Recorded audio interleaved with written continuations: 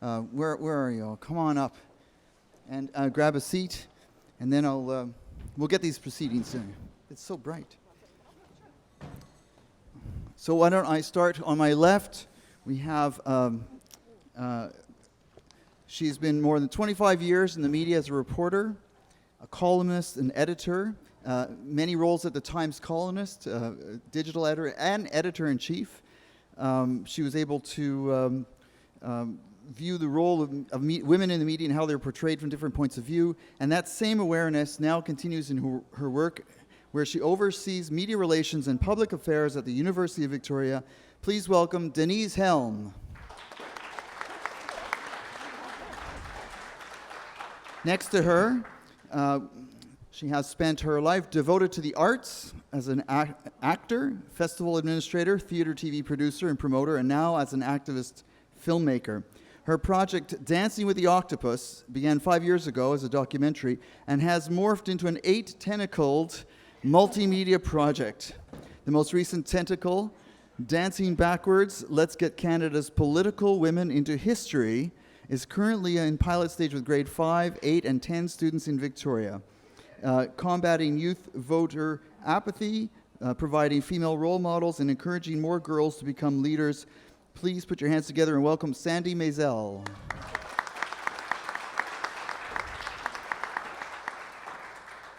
And last but not least, our speaker has been a steadfast presence at Bridges for Women Society for over 13 years, a grounding feminist leader in the agency, and recently completed a body of work for her master's in social work thesis called Blueprint for Resistance, the Heart of Ethical Practice at Bridges for Women Society. Originally from Saskatchewan, she's the mother of 2, an accomplished singer and musician, and will soon be in Nashville, Tennessee, indulging her passion for bluegrass and country music. Please welcome the program director of Bridges for Women, Jenny Holder. Shall we start with you, Denise? And with no further ado, let's get going. I'm going to ask Denise to start. Take it away. I'm going to stand because I've been sitting a lot tonight. So thanks to everybody for coming out here on such a warm, beautiful night. Thanks for all the incredible work and volunteers that went into making this event so fabulous. I feel very flattered to be part of this discussion tonight. So I'm here, I suppose, in 3 roles. I'm here as an individual woman who has lived my life, both in my gender and as an individual, and how that's intersected. I'm here also as a mother of an 11-year-old, which scares the bejesus out of me, being a mother of a young girl in this society. And I'm also here as someone with 25 years of experience in the media, which has been a real privilege to help select the stories and help give voice to women and other people who don't traditionally have a voice in the media. So one of the things that struck me today is, I was actually talking to one of my friends, Diane, prior to this, and she said, you know, I'm here to hear what's different.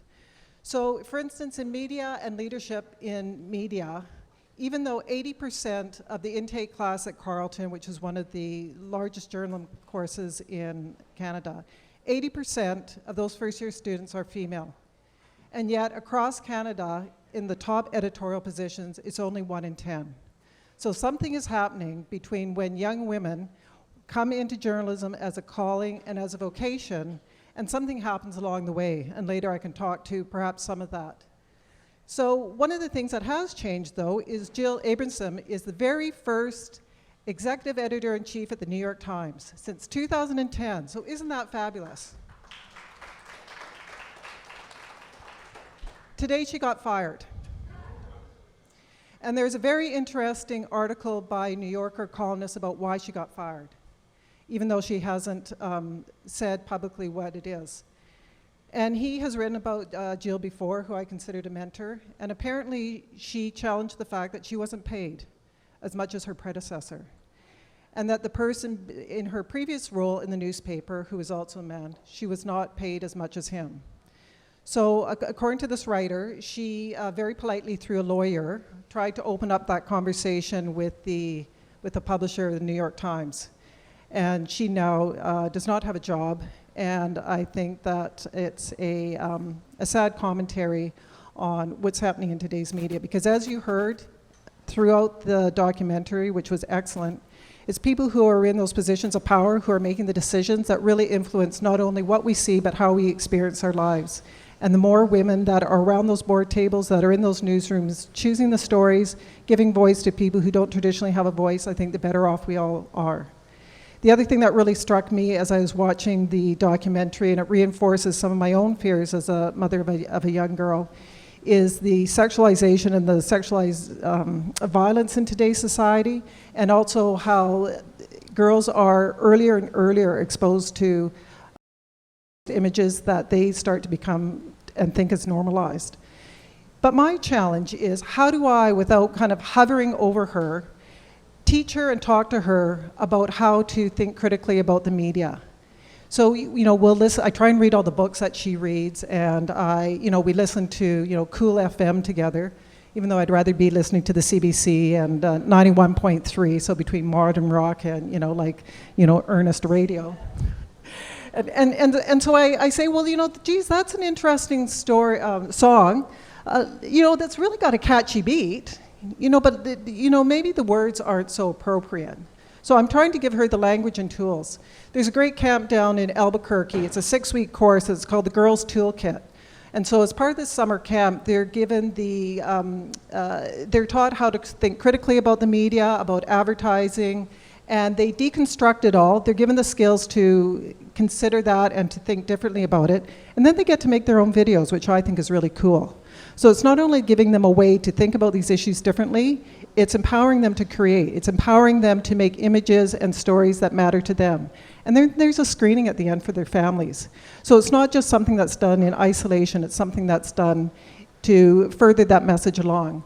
So I think when it comes to what I feel responsibility as a mother and as a journalist and as an individual, there is that real call to action at the end of the documentary. And one of the things I'm going to go away from here asking in our school district is, are there media literacy courses at the middle school level?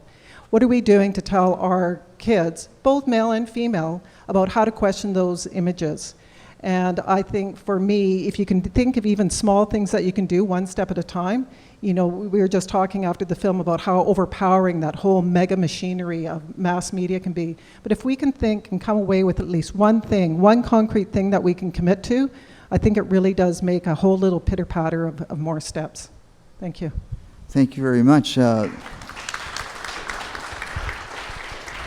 Sandy, thank you. Take it away. I too will stand up.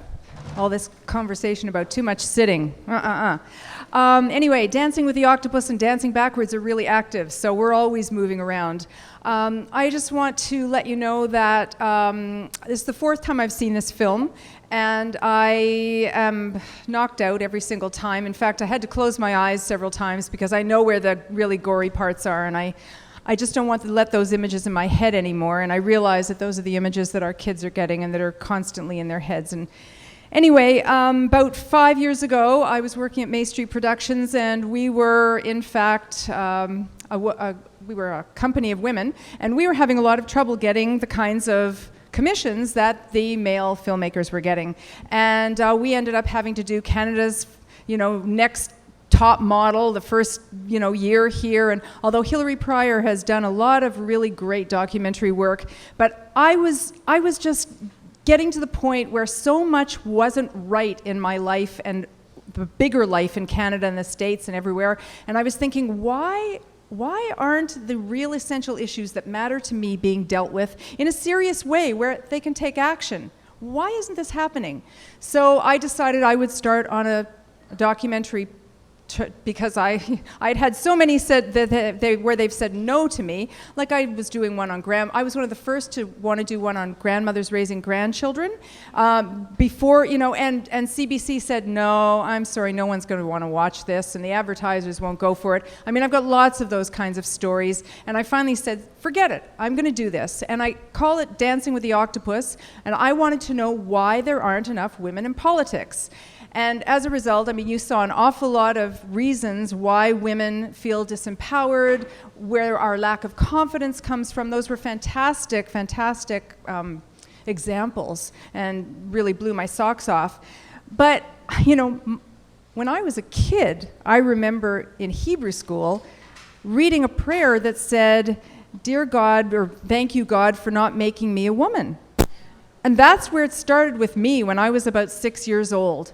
The last time I saw misrepresentation, somebody came up to me afterwards and said, you know what? You have to get the kids when they're young. And just what Jane Fonda said up there was you have to get these kids when you're young.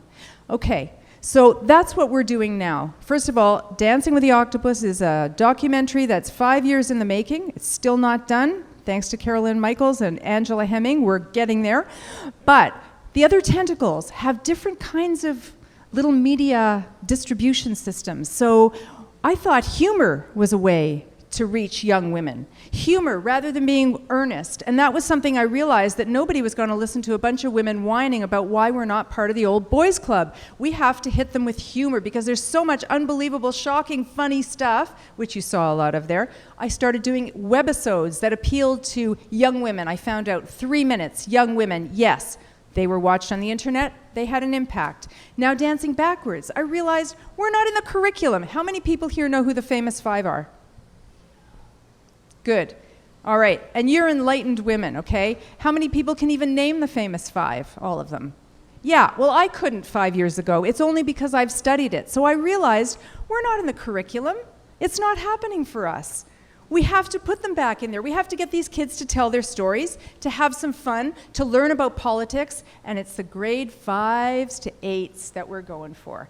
So Dancing Backwards goes into the schools. We get them all excited about politics, about voting, the idea of fairness. They're very fair-minded. This is the age before they hit puberty, where you have to really start getting them to think and bring up reasons. You know, let them see for what unfairness is about, and they will stand up for it. Anyway, I've probably gone longer than I have. Should I? Have I done it? No? No? Anyway, well, Janet's not here, so we each get a few extra minutes. It was interesting. The students in Dancing Backwards, I'll just finish up by telling you what the regimen is. You'll see that you have postcards on the table, and on those postcards are pictures of some of the work that the students have done over the past year. They create 3-minute presentations about women in history from Canadian politics, including women currently, and it's very exciting. They have discovered a whole new world. They're so excited about their projects. They can't wait. They're jumping out of their pants. They can't wait for us to come to the school. It's an 8-week program. And the other day, we were filming, and the kids did a song. And the part of the lyrics of the song was, "We will beat men! We will beat men!" And I was kind of, Peter and I, my cameraman and I were kind of going, uh-oh, now what are we going to do about this? So I stopped and I said, hey, what do you think about those lyrics? What are they? And they said, "We will beat men." And I said, yeah. And they kind of went, oh. And they took a moment and they thought about it and they said, maybe we should change the lyrics. And I said, yeah, that's a great idea. We started brainstorming words that would rhyme with beat. So they said meet.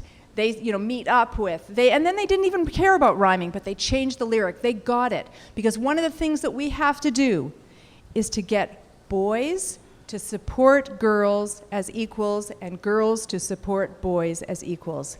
That's the main goal. And Dancing Backwards embraces all genders. And so will Dancing with the Octopus and any of, and I really suggest that talking to the boys and girls together and letting them hold hands and stand in partnership is our best bet. Thank you very much, Sandy. Thank you. And I should say that we're sorry that Janet Rogers couldn't make it tonight because she is, as you know, the poet laureate for Victoria. So and a fantastic spoken word artist. So if you get a chance, you must see her perform. So Janet Rogers, do make a point of it. And now, last but not least, Jenny, take it away. I'm going to sit. I've been standing a lot of the day, so I'm just really, really blessed to be here this evening with my colleagues and with all of you to have this opportunity to really reflect. And some of what we're reflecting on tonight is really harsh. It lands on the heart in a very real way, and it brings things right to home. And what it gets me thinking about is, as we're going through that process, when we're working with women at Bridges, is very similar. So we're getting sort of the harsh reality, the everyday of what the media brings, how that connects to the perpetuation of violence, and then what we see is victims of domestic violence, sexual assault, and many other forms of discrimination and violence that women are experiencing. And so when we're working with them, facing this with them, and witnessing these stories, we have to have that balance between what is the solution and what is the hope and what is the reality. And so tonight I think it just made me really recognize just how difficult that can be. And in our society, we work with the women to really build that hope and deconstruct the myths, all the kinds of myths that we saw today over and over around the hypersexualization, around just so much invalidation of women's intellect and their ability as leaders and as their importance fundamentally as human beings. So that's a little bit of a sidestep. Now I'll talk about something I was going to talk about. There was a few things that were said tonight that really hit home in the movie for me, and one was that women are natural enemies, that this is such a huge myth that we see. And we see this in the women that we serve when they come in for help, for counseling, for retraining and focus in their life to get back on track after they've gone through so much violence and abuse. And they're afraid. They're afraid of men, yes, because many times the violence has been at the hands of men. But they're also afraid of women. They're afraid of connecting. They're afraid to open up and to really do their healing because they've had women as enemies, putting them down and holding them kind of in the abusive relationship sometimes. They're turned against. People say, why are you staying there? It should be, you should know enough to just leave. You let that happen to you. If you were dressed that way, if you were drinking, then it was your fault you were sexually abused. And women are perpetuating these things against each other and holding that patriarchy in place. And so at Bridges, we see that we provide a space where that can actually change, where we intentionally work together with the women to change that kind of hatred and lateral violence that keeps patriarchy and that keeps domestic violence, sexualized violence alive in our communities. So I think that's my piece for right now. I guess the other piece that I always have to do, because I've been working at Bridges for a long time on a shoestring, and we need money. We always need donations. And if you're thinking about this, feeding capitalism, feeding all the things we do, where we spend money and we don't think about what we're spending the money on, I'd really encourage everybody in this room to think about if they have extra donations to give, if they've got something that they want to focus on for the year, to consider our agency, Bridges for Women, because we are part of the solution and we're working very actively in our community. Thank you very much, Jenny.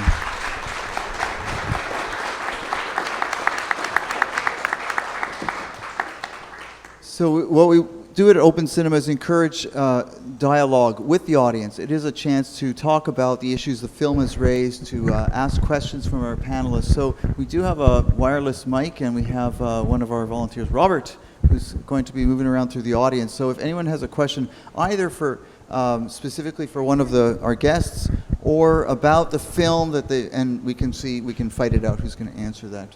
So we have a question right away. Yes. Denise, is this working? Yes. Denise, I was wondering, how can a women's group that wants to get publicity for the good work they do, how can they get into mainstream media? Now, with the Times Colonist, there are various places, the bulletin board, and I forget what some of the others are, that you can put an announcement about an event or a meeting or whatever. And what we've found is that maybe twice a year it'll be mentioned about our group, but we have monthly meetings. We follow all the rules in terms of the number of words you can do, and it doesn't show up. So what would you suggest as a way of making that happen? So without knowing specifically about your group, I'd say the advice I give to anyone who's trying to bring attention to an issue is think, what is it about that story that would appeal to people beyond the people you already talked to? So you want to look at what is it about your organizations that has impact, relevance, how does it appeal to people, how they live their lives? And then you have to find someone who's willing to share their story about that. And I think the more that people can use that voice to be able to explain and get those connections, I think that's probably the best thing to do. You have to understand that there's dozens and dozens of people looking for attention in very small and shrinking news holes. So if you can get a story once a year, I'd say you're doing good. But I understand what you're saying about getting beyond announcement. And I can talk to you later one-on-one, find out more about your situation, give you some more specific advice. Thank you very much. Thanks very much. Now, also, we have the power bar, and we may take questions from the social media. So if there's something, just wave and get my attention. Yes, we have a question. Go ahead. Yeah, this is sort of a question and also a bit of a comment.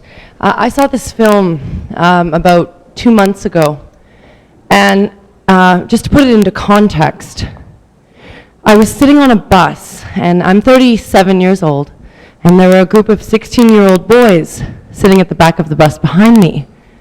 And I was listening to what they were saying, and their comments to each other were really disturbing, and they were talking about young girls.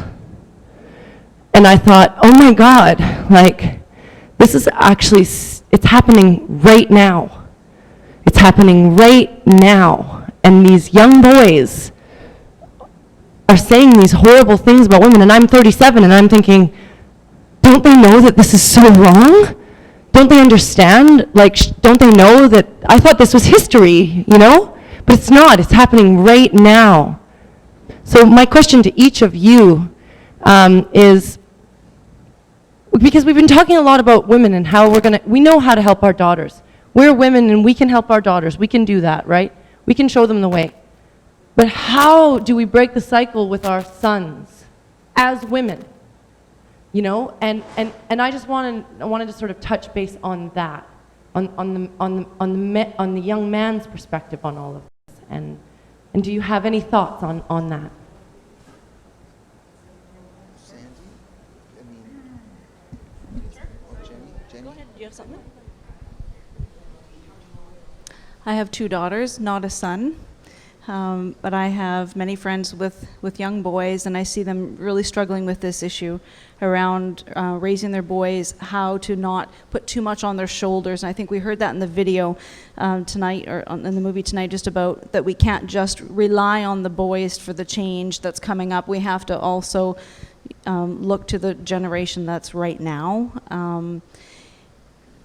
What I see is there is a huge need for a similar movement for men in our communities, you know, and I think there's some really good examples that are in the community now, and I'm struggling for the name, but the Aboriginal men's movement. Victoria? Yeah, the Moose Hide campaign. I would encourage people to look that up. I know that there's some really innovative things going on with that. Yeah. Sorry, what's it called? The Moose Hide campaign. Moose Hide. Yeah. I get this question a lot. Last week I was doing training up in Port Hardy, and people are always asking me, what's out there for men? What can we do to help to support boys? How can we do this? And I'm hearing it in every venue that I'm at. I don't have the answer, but what I do know is that we have to pay attention. We have to work collectively.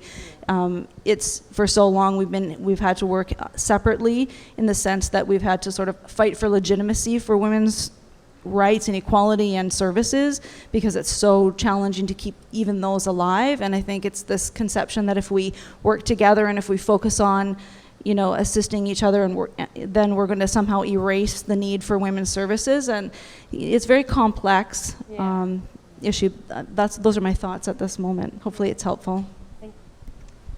I just think about Senator Nancy Ruth. As part of my documentary, I've been to Ottawa several times and interviewed women from all parties. This is my whole project is nonpartisan, and I actually think that partisanship is part of the problem. This whole power, patriarchy, partisanship. This letter P is kind of scary.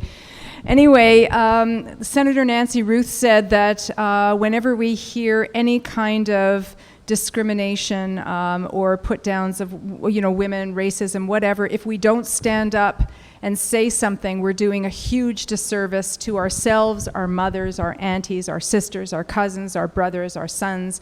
And it's kind of true, and even though I'm not saying that one woman should stand up when there's a whole group of men standing there and try to, but I mean, I think appealing to sort of a more compassionate and human, trying to humanize everybody, as they were saying, one of the things that is allowing for this kind of violence is the dehumanization of women. The fact is that we're objects, the objectification. And so I think we all have, and likely anybody who's here probably has done a very good job with their own sons and encouraging their own sons to do the same as well as their daughters, and let them know that that kind of humor, if it hurts, if anybody's getting hurt, it's not okay. If it hurts, it's not okay. There's a huge movement called 1 Billion Rising. I don't know if you know about it, but every February 14th, people all over the world stand up and dance against violence. They take to the streets and they dance against violence. It's something that, I don't understand. We're 52% of the population. Why don't we just say enough? Like, what is it? What is it that we're so afraid of that we can't just stand there, link arms with all of those who believe that we're all humans and we won't put up with being hurt or hurting each other, and say enough? That's it. I'm sorry. You want to have sex? You have to stop behaving that way. We control the money in our families. Like, there are ways for us to do it. I don't understand why we're not out on the streets. If we were in France and some of the things were going down that are going down in our government, we'd be out on the streets all the time. We wouldn't be working. So let's look to each other, and that's not just women, but to men, lots and lots and lots of people of all genders. I was here last time. Let's not hurt anyone, and let's not get hurt. Thank you, Sandy. Any other questions? I did have a comment. Oh, sorry. Well, I'm Denise. just I'm there on the bus with you, and I'm sitting there and I'm thinking, and I think I would choose to do something now than I would have before as a mother, because I think as a adult woman I can just zone that out, but I feel a different sense of responsibility now, and you know what? I would find it intimidating. And then I would be angry at myself for feeling intimidated about going up and saying something. So I think I would need practice. I think I would have to start by, when I saw something that wasn't maybe 2 or 3 guys at that age who are all pumped up on testosterone, as much as I would like to think I would go up there and deliver this eloquent message that they're going to remember, I think I need to practice first. So I think what you have to do, well, for me, not you, but is think, what's a situation where I can start speaking out in a more public way when I encounter those kind of situations? And then I'll get maybe a little bit braver. And then I'll be able to, do something when it's something that I might not, that's outside my comfort zone. I'm great with all sorts of stuff outside my comfort zone until I meet that next thing that's outside my comfort zone.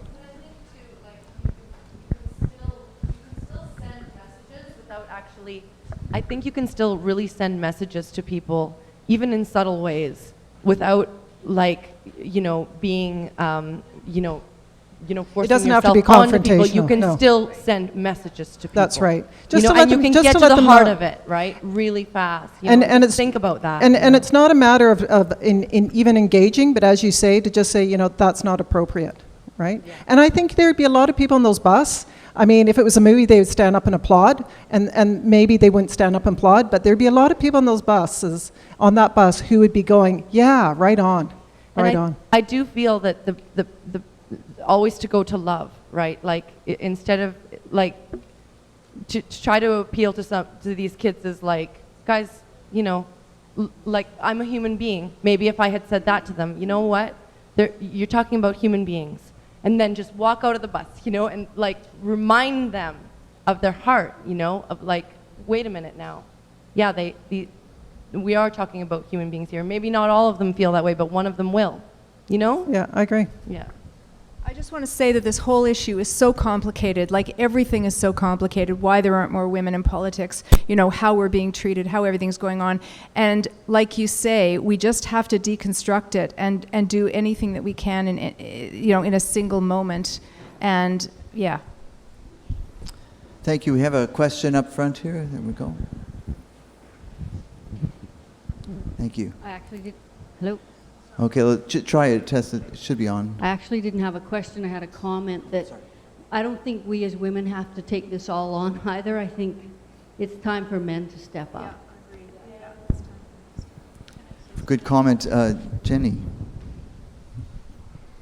And I think that we need to invite men to step up in a kind, compassionate, and connected way, in a way that we're not shaming and blaming and creating more animosity, because it just isn't going to it's not getting us anywhere. We've had so many years of the experience of that, and coming together, you know, in our families to talk to, you know, our uncles, our kids, our fathers about these issues, you know, bringing it up rather than having it never spoken, only with women, you know. So I think we all have a part to play to bring it to the table and help each other to have these conversations and to really support men in this kind of leadership.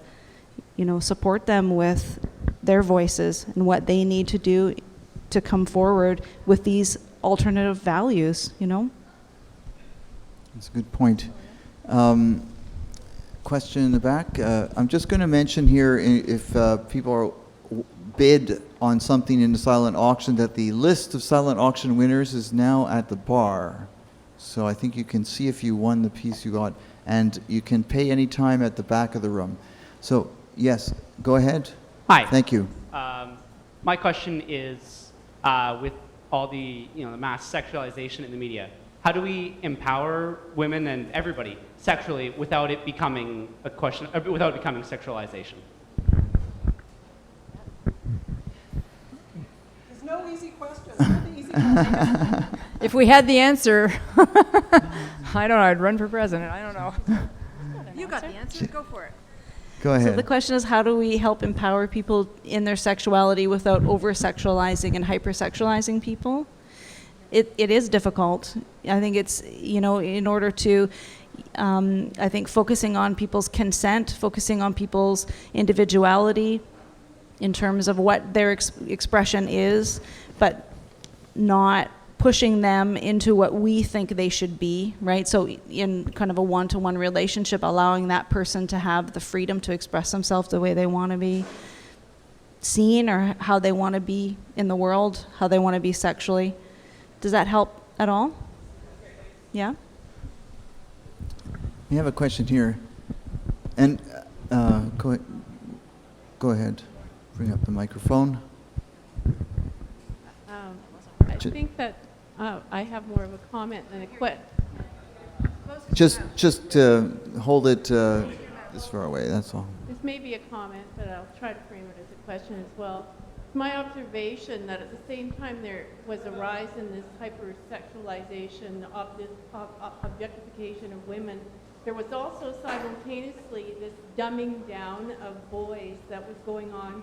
At the same time, I was raising 2 girls from 1987, 89 until now, and they're in their 20s, and meeting lots of their friends, and they were well educated, but yet not tackling the complex issues. They didn't seem to be getting to a place where they could tackle these complex issues.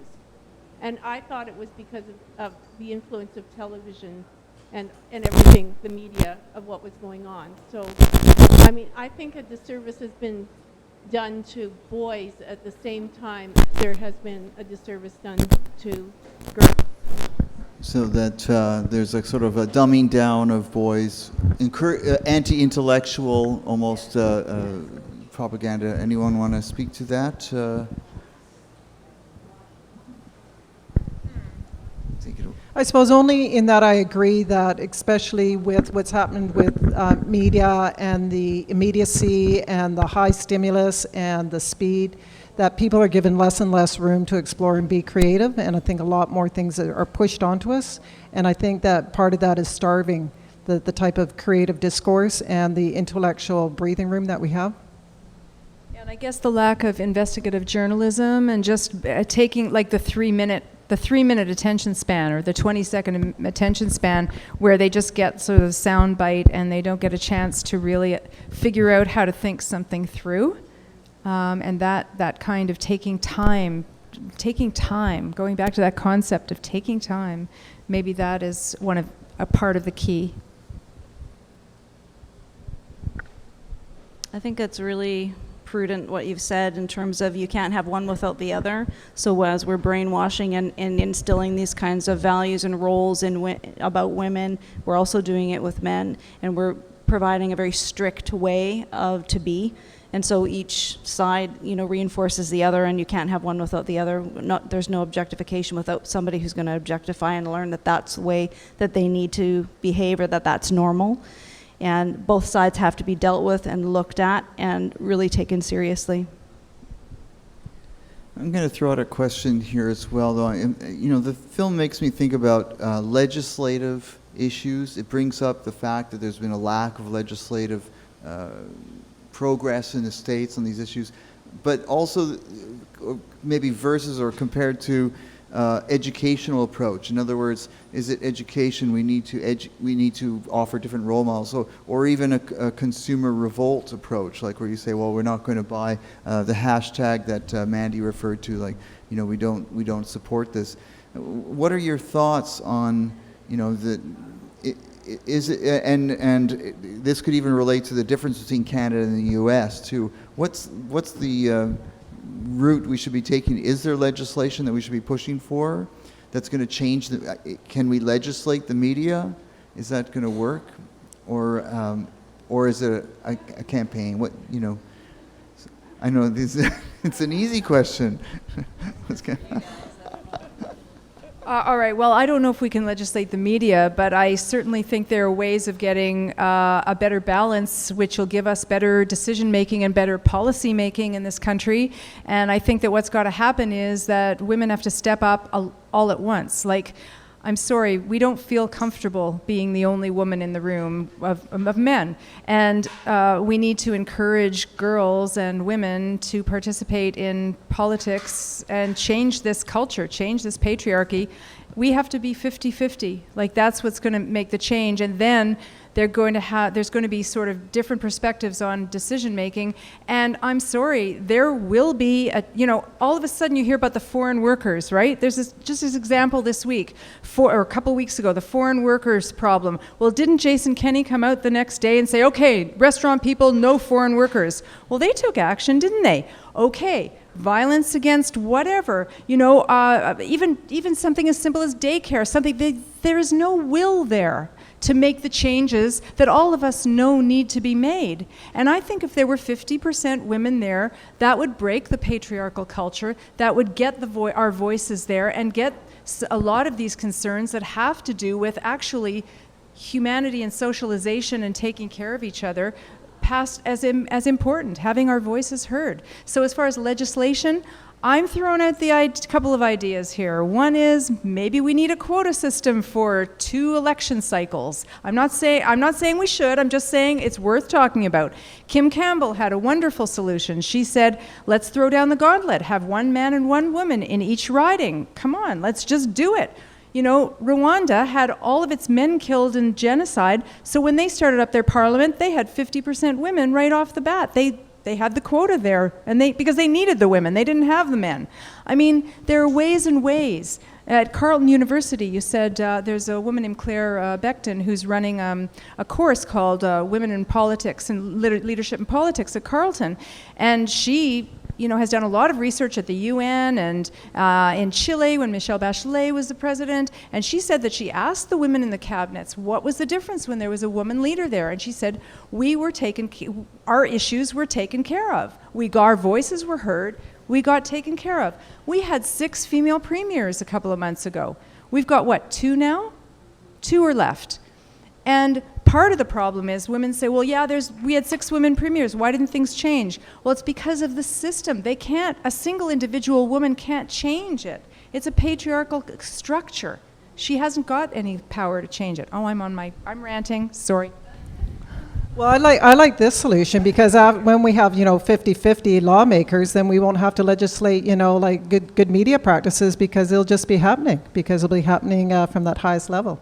But I think it also comes back to leadership in media organizations, whether it's the people owning the media organizations or in those decision-making roles. So I think rather than legislating, I would like to see it happening in a more integrated, organic way. Very good. Some questions over here? No, not Janice. Or comments? Not a question, a comment. For the person who was on the bus and didn't know what, hey, how are you? There's a whole group of mostly young women and some young men.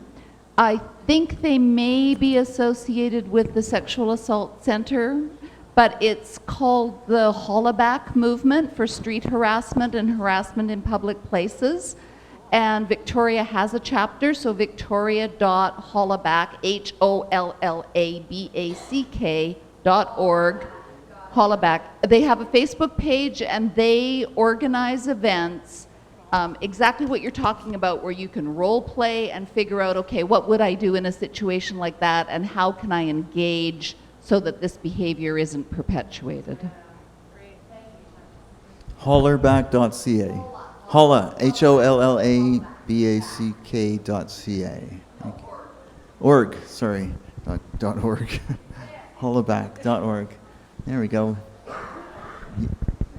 A comment or question? Yes, it's a comment. I may be stating the obvious, but I think we're still operating within a male patriarchal paradigm. And because we accept that, we don't stand up to it. Because when we say we mean women. And I think that it may take a generation for that to pass on, but there is still this lack of direction. Why would men change when they are holding all the power? It's the testosterone. They decide who goes to war and why we should go to war. They don't include daycare. We work 9 to 5 because they determined what the hours would be and how offices will function and how the entire operation works. And what I noticed about this movie is mostly American. It's Western thinking. The alternative for women in the East is they put on a chador and say, no man will look at my body, that's the way it is. And I'm not saying that's a good thing either, but it is their response to, you go to other countries, Muslim countries, you will not see naked women on their billboards like they do here. And they point that out and say, this is what you do with your women in the West. We don't want to be treated that way. And I think there are alternatives, but it's not, because obviously in their countries, they come from traditional tribal situations where men are out there fighting each other and women are bearing children. But I think there are two opposing ways of dealing with the problem right there. And the problem, as far as I can see, is that men have always had that power, and we are still dealing with that paradigm, which we are educated as girls to be pleasing to men in that way, because men are visual and that's what they want and that's what they want to see. And so we are brought up to give them what they want to see, and particularly when we have low self-esteem and we don't know how else to find acceptance and love, is that we do those things to please men, because that way we will be found attractive and found to be okay. And it's going to take more than just holding hands and saying, you know, let's do this and that. I think we have to penetrate that male power system in order to change the paradigm altogether before it's a totally equal situation. And I'm sorry, I don't know how to do that, but that's where I'm looking at it. Thank you very much for your comment. I don't know if you have any response or add something to that. Well, I just know that the UN has stated that if there's, I mean, they say 33%, I don't agree, I think it's 50%, that, that once you get that kind of percentage, you have a change in the culture. And so getting our numbers up is what's going to help change that patriarchal culture. You have another comment or question? I really think, you guys, and ladies, like I feel like I'm the forward movement of like a new generation of women. And it's really amazing because I feel love and compassion. I walk down the street now and I look women in the eye and we feel love for each other and we smile at each other. I think that's already happening. I think that that movement is already happening. I think that where we really need to focus our efforts now, in my estimation, is on figuring out how to build a healthy relationship between women and men. That's basically the long and the short of it in my mind. And I think that the way that we can do that is to have compassion for men. Because we have to understand, like, their messages are just as mixed up as ours are. But we are women. We communicate with each other. We're very good at it. We have compassion. We raise babies. We give birth. You know, we are the nurturers. It's in our very makeup, you know? So I think that bridging the gap now, I feel like maybe I'm just a little ahead of where we're going, but I really feel like, for me, like, I feel so much love for so many women.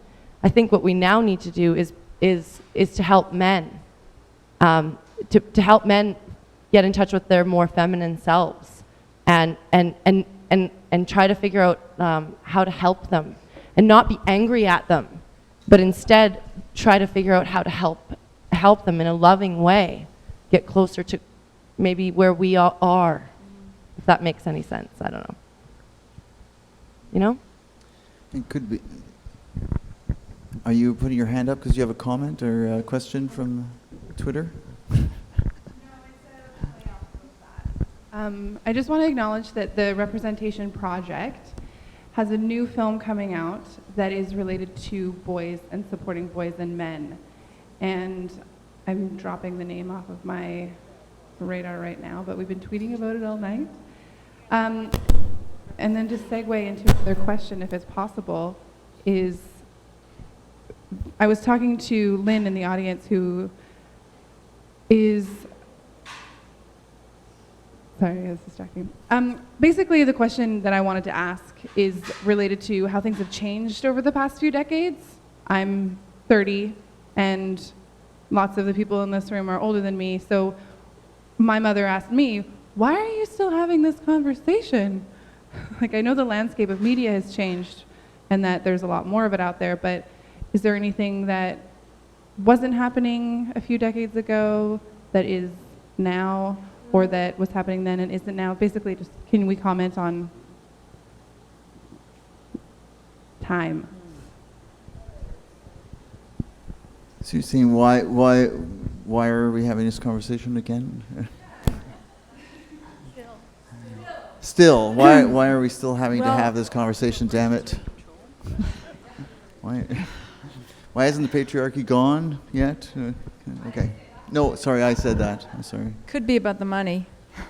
Could be about money and control.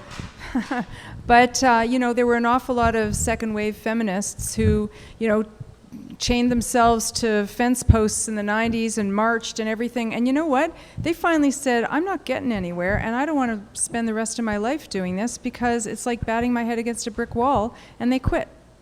And so we have to kind of, every time there's steps forward, there's also steps backwards. I don't really know where we are now at this point. I mean, I see lots of newspaper articles all the time, and I start to believe that we're really making headway. And then I see other articles that take me back, and I just don't know where we are anymore. So all I think is what I've decided to do is just try and make a difference as best I can.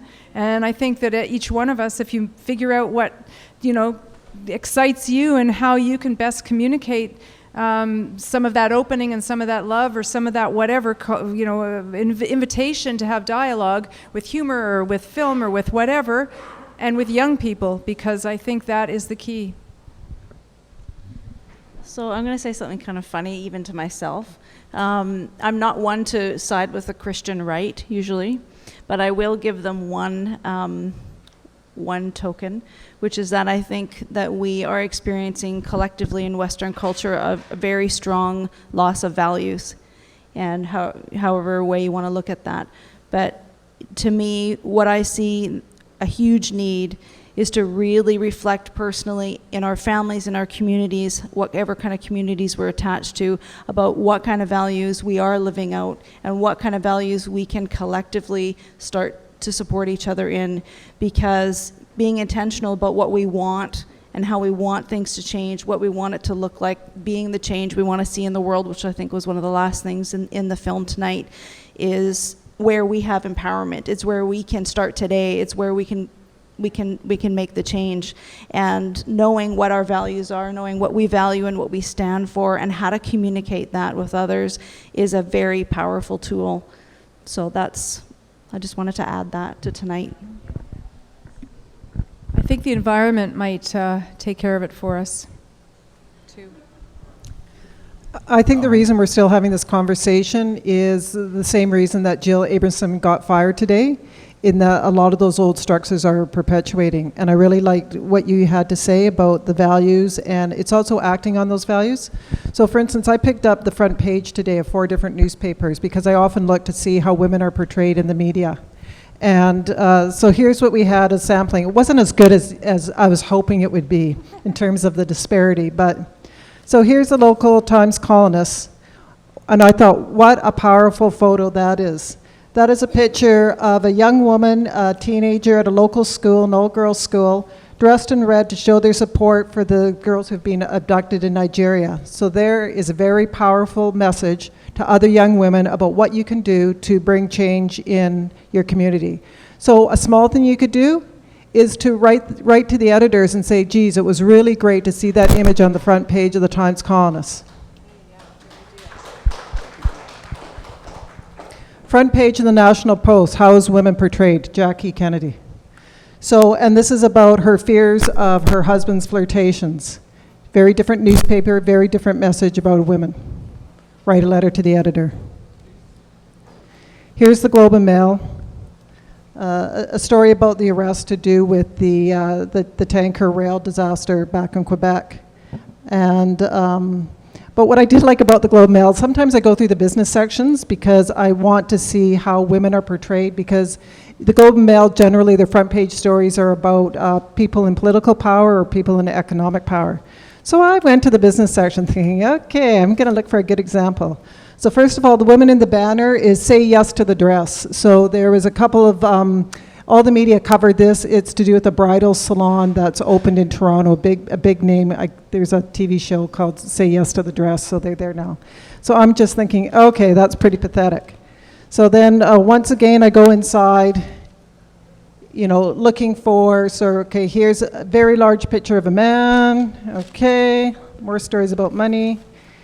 And then they blew it for me, because then they had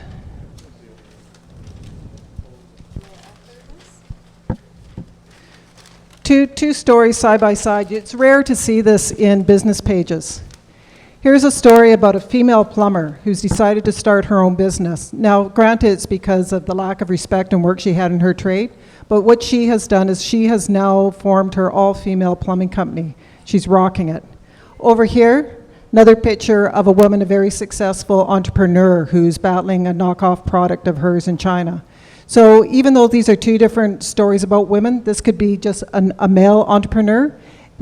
For women to be able to see other businesswomen represented in these pages, I thought was very powerful. Okay, 4th newspaper was the Vancouver Sun. I won't try and fold that up. Vancouver Sun had a front page about the disaster in Turkey. So once again, just a very human interest story. But up in the banner, it's a fashion story. and the other one is a crime story. So just be aware of that. See, when you see photos and representation of women in the media that you agree with and you support, give them that positive reinforcement, just as you might if you see photos that you think are objectifying women. Thank you. And we got time for a few more questions. So one over here, and then we'll get the mic over to you, ma'am. Go ahead. Hi. I'm a big alpha male, and I'm full of testosterone, and I have been all my life. And there's not much I can do about it. Now, I guess what I wanted to say is I'm going back a couple of 100,000 years. And that's where I come from. We've got this little interlude of civilization that seems to be more like a prison system worldwide. I guess what I want to say is if and when this kind of system we have now breaks down and there's something like in the Balkans or in Rwanda, you get the big alpha males and the big beta males, and the lower ones go out and start chopping and killing and whatever. And to us, we're kind of like animals. Now, I'm just talking for myself, and we're not all like, not all males are kind of like me or people like me, but we, I don't know how to say this, but it's like we're like animals. We can be civilized, we get the right woman, like an alpha woman. I was passing a bus stop, and there was this thing advertising these red blazers for women to go to this college, and it says, find out where the red blazer can take you. And I thought, what's this? And I guess there's private colleges where women become trophy wives or whatever to you know, that's, and probably that's where women have a lot of control over males, that dominant males. So as far as women progressing, I see that as one way. And then the other way, of course, is just to fight the other way, like just doing what you're doing it's great, actually. And with the two methods together, it's kind of like the tide. You get a peak thing with Gloria Steinem, and then it kind of like backs off a bit, and everyone thinks, oh God, you know, the women's movement has gone back. But it's kind of like the tide coming in. So anyway, it's kind of rambled kind of comment. I guess I don't really have a question, but thanks for listening. Thank you for your comment. Thanks very much. We have another comment over here, please.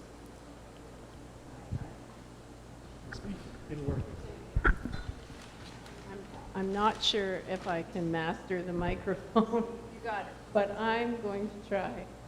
Sandy, that comment you made about second wave feminists that gave up. Well, we didn't just give up. A lot of us started having children. And I think that there's a generation of children coming up that were raised by some parents, fathers and mothers that had some consciousness about gender roles, had some conscious, and it continues now. I mean, the future is, in my mind, looks so much brighter. I think we've reached an age where women can be heard almost as equally as men. Almost, we're not quite there. We don't get the floor for quite as long usually, but our voice is being heard, and women are learning to speak, and men are learning to listen. So I think there is hope, and I think things are changing. That's my comment, not a question. Thank you. Thank you. Well, I guess we're pretty much wrapping up. So I don't know if you have any closing thoughts you'd like to leave us with, or Jenny, take it. Yes. I would just encourage people to continue paying attention to what the messages in their bodies tell them when they see these images or when they're hearing things. And because when we're listening to ourselves and our intuition, we're going to be able to be in a better place to take action. So the more connected we are to what's going on around us, the better equipped we are to take action and know what it is that we need to do. And there's many, many different things we need to do, but if we're not paying attention, then we can't take action. So I think that would just be something that I would leave us with to think about.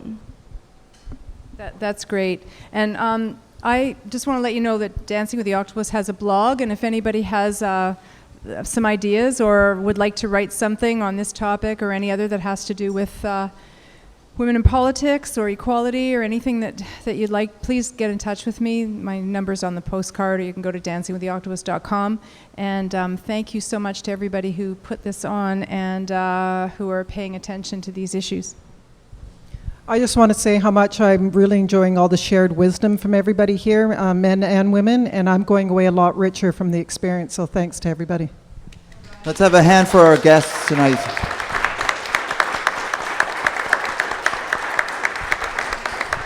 And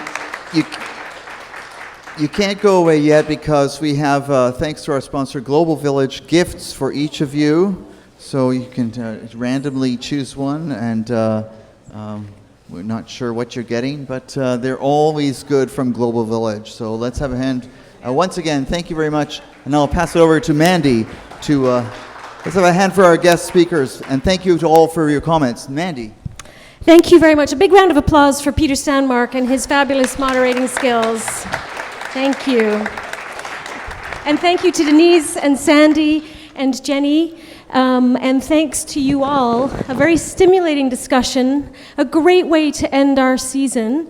And we encourage you to follow the links and sort of further to actions and continue to take this conversation to your families and your workplaces and into the streets.